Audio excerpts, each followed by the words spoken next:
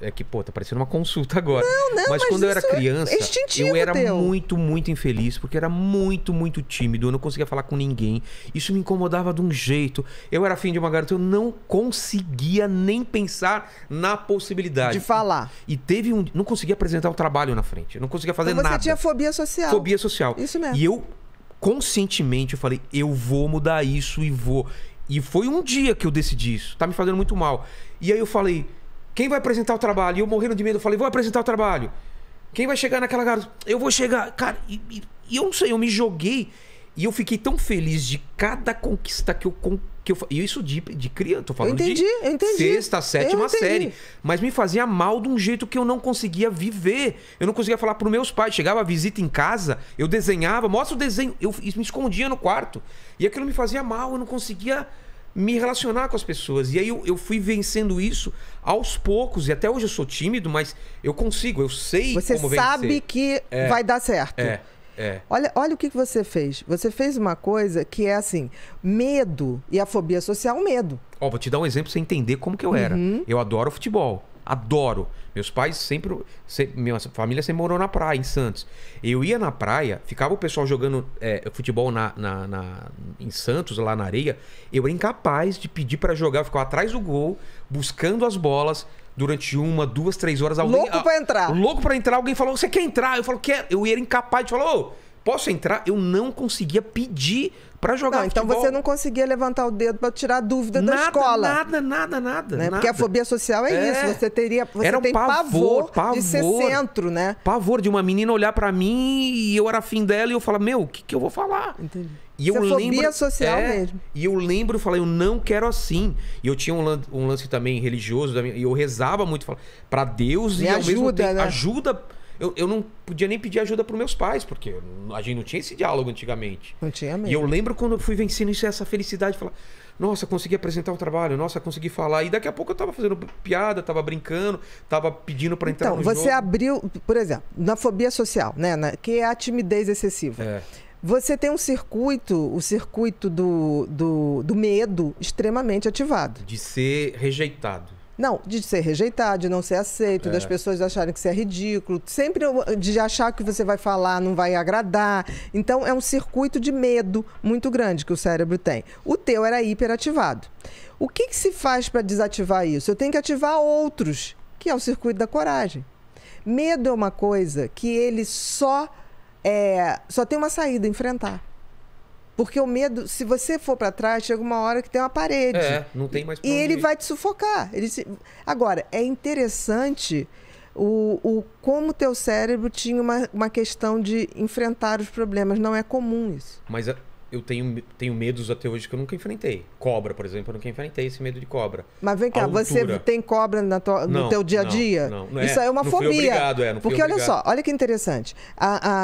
O medo e a ansiedade pode se manifestar de várias formas. Então você é um cara ansioso. Muito. Você tem uma personalidade ansiosa. Muito. E em alguns momentos você fez o que a gente chama de transtorno de ansiedade, que é o adoecer da ansiedade. Sim. Porque a ansiedade é uma coisa que todo mundo tem.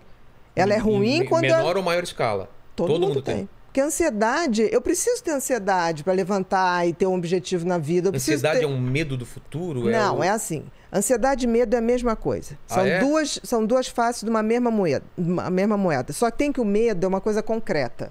Por exemplo, se entra um ladrão aqui, a gente vai ter medo de uma coisa ali, tá? Que a gente sabe o que é. A ansiedade é um medo subjetivo. Eu não sei o que é. Aquilo não vai me matar. Por exemplo, falar na frente de uma plateia não ia te matar. Ninguém estava ali com a metralhadora. Mas o teu cérebro interpretava como uma questão de vida ou morte. Por quê? Porque certamente você nasceu com esse sistema límbico do medo mais ativado. Entendi. Aí você vai ver na família, tinha algum avô ou pai que tinha a mesma coisa, mas não tinha coragem de falar. Entendi. Porque na época não falava. Aí o que fazia? Era o cara que ia trabalhar num lugar que ele não precisasse lidar com o público. Era o cara que ia trabalhar numa fábrica onde ele ficava fazendo uma função de botar um parafuso ali, sem falar com ninguém. É que meus pais eram professores. Os dois eram de falar público, sabiam falar bem, assim, Mas você pode ver que tinha um avô, uma avó. Entendi. Porque a genética não é pai e mãe. Genética é um jogo de probabilidade. Você pode pegar a genética de um bisavô. Entendeu? Que a gente sempre acha que é pai e mãe. Mas pai e mãe também já herdou genética de avô e avó. Que herdou do bisavô e do bisavó.